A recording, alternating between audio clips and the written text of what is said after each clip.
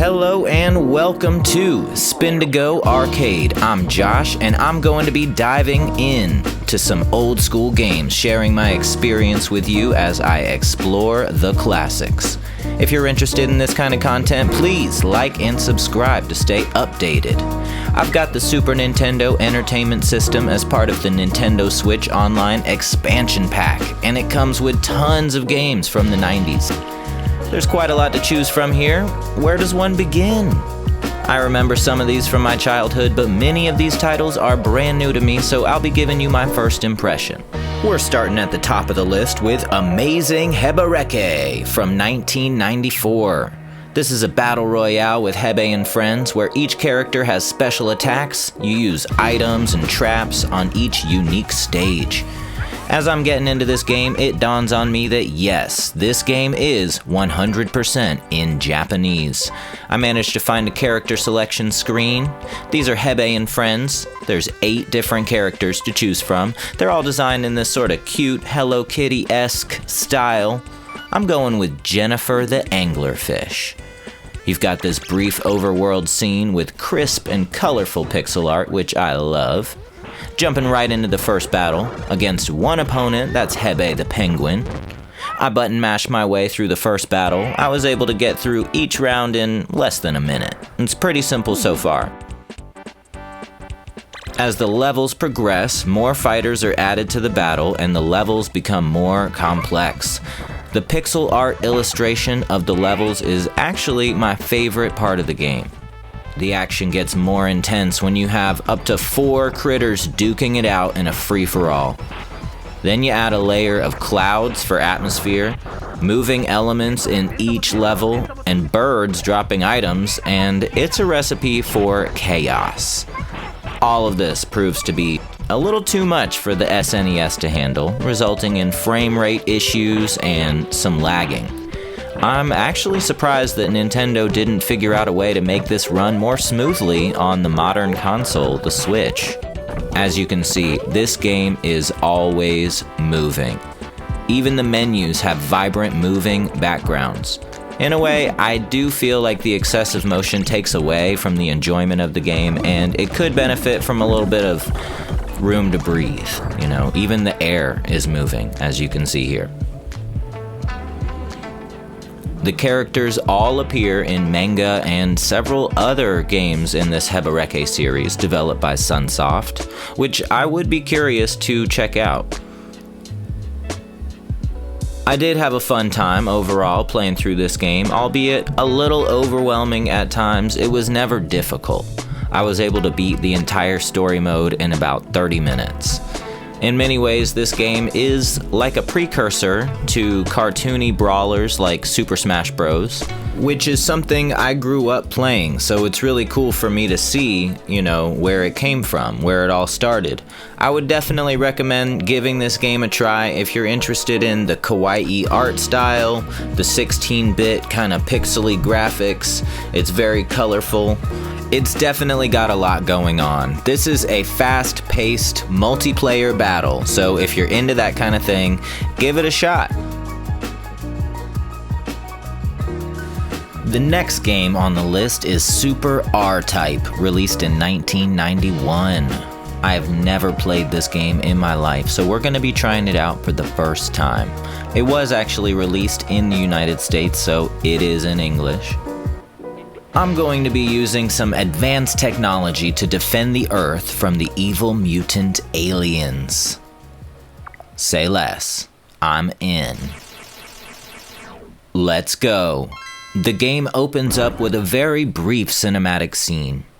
It's a good thing I read the description, so I kind of know what's going on. We go up an elevator. We get picked up by a mechanical arm. And we are literally thrown into space. Here we go. This game is a galactic side-scrolling space shooter, and I'm immediately familiar with this format. Most of us have probably played a similar kind of game in the past. I really appreciate the futuristic sci-fi aesthetic and the biomechanical feel of the enemies and their weaponry. Right off the bat, I'm able to shoot quickly or power up for a big laser blast. As I move through this first level, I'm starting to feel a little bit of confidence in my ability to survive the oncoming waves of mutant aliens, along with the traps like this minefield. Everything seems to be going fine as I deftly maneuver through a variety of obstacles. Everything was going good. I was feeling great. I've even got a fancy power-up. I'm powerful. That is, until I encountered the laser bunny. Within an instant, I was looking at a game over screen. Yes, that laser bunny struck me from above and I was immediately defeated and sent back to the very beginning of the level. It was at this point that I realized how truly ruthless this game is. One hit, you're dead, and you start the entire thing over. I soon wised up and started making full use of save states, which were not available when this game first came out. I cannot imagine the frustration of playing this on original hardware.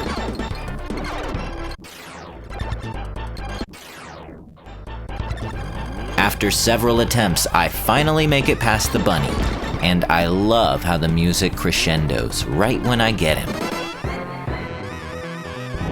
I finally make it to the first boss, this crazy eyeball thing that shoots Cheeto Puffs and drops bombs everywhere. After a few tries, I'm able to get through this battle and defeat him. Whew! Stage 1 cleared. That was definitely a very hard first level. On to the next one. More power-ups become available and the enemy onslaught intensifies as I weave through these narrow passages. Insectoid spaceships keep blasting projectiles at me, but I'm dodging them and I'm blowing them up. The second level is considerably more difficult than the first, requiring more precision maneuvers to dodge walls and crowds of enemies coming from all directions. I did eventually arrive at the biggest boss yet. This massive alien mech creature was a fearsome foe. Not only did it shoot out multiple types of deadly projectiles, it also had a chest laser. If that wasn't enough, just hitting a single wall was enough to end me. After trying and trying, I eventually had to set this game down in defeat. I am not the one, and that's okay. But if you are looking for a super hard side-scrolling space shooter, this might be the game for you. I would recommend giving it a try as it was truly engaging, good to look at, challenging, and, dare I say, fun. Next up, we have Wrecking Crew 98. Our old friend Mario is back, and this time he's rocking his yellow construction hat, which you might recognize from the Super Mario Maker series. Wrecking Crew 98 is an action puzzle game, released exclusively in Japan on the Super Famicom. This was a latecomer for an already outdated console when it came out in 1998. To put it in context, by the time this was released on the 16-bit Famicom, the next generation Nintendo 64 had already been around for 2 years. Old school. This game is a sequel to the original Wrecking Crew, and there is a playable port on here. It's a classic that I do plan on revisiting for a future NES series, but today I'm focusing on the 98 version. Let's get into it. The story features Mario returning to the Mushroom Kingdom after a nice vacation, only to discover that Bowser has started constructing several unsightly skyscrapers, depriving the land of precious sunlight. To stop real estate developer Bowser, Mario has to grab his magic hammer and his yellow construction hat and start demolishing Bowser's buildings. At each location, he goes head-to-head with a member of Bowser's problematic construction crew. The first level features Eggplant Man, and he's literally an eggplant with feet and hands. Later on, you face Foreman Spike, Koopa Troopas, Gotcha Wrenches, and some more unique bad guys like a living onigiri rice ball, a depressed man, a little girl, and a Dogu doll. And of course, we've got Bowser himself, who this time has his own construction hat. So how do you actually play?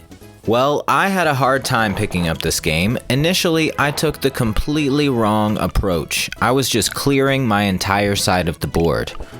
It took me a while to realize that the player is supposed to line up 3 or more blocks of the same color, using your hammer to eliminate blocks and the switches on the side to move around the tiles. When you match up the colors, it sends an attack to your opponent on the other side. Different colors trigger different attacks. And if either player's tiles reach the top for more than 3 seconds, they lose. Even the first level requires a solid understanding of the game mechanics in order to win. I honestly didn't make it past the Eggplant Man within my first attempt. I do really appreciate Wrecking Crew for what it is. It's a semi-obscure Mario puzzle game. Even if it's not really what I would personally look for in a Mario title or a puzzle game, it is surprisingly entertaining. Wrecking Crew really does have its place in Nintendo history. Even though the Construction Hat Mario may seem like a random offshoot of the Mario franchise, he actually has roots that go all the way back to Mario's early years. The original Wrecking Crew was first released as an arcade way back in 1984. Numerous references to Wrecking Crew can be seen in later Nintendo media, especially all throughout the Super Smash Bros. Series. Spike is even seen in the 2023 Super Mario Bros. Movie. I would recommend this game to fans of Mario in general, but also fans of color-matching puzzle games. Maybe you're into Puzzle Fighter 2 Turbo or Tetris Attack. It's worth a try, and I definitely learned a lot by looking deeper into this game. And that's it for today. Leave me a comment, let me know which of these games you're going to be trying first, and which hidden gems you'd like me to try next.